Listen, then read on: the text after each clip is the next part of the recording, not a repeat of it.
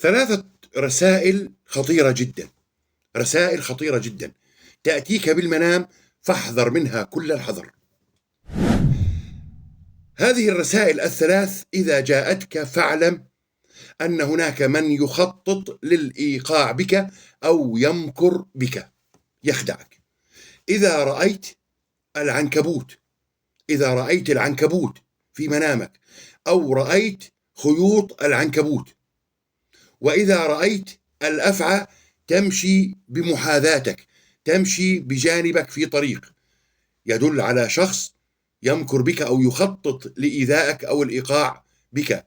وإذا رأيت الثعلب يمشي بجانبك أو يدخل بيتك أو هو مقيم في بيتك أو تراه في الطريق، فهذه الرموز ال3 تشير إلى أن هناك من يخطط للإيقاع بك وغدرك، والله أعلم.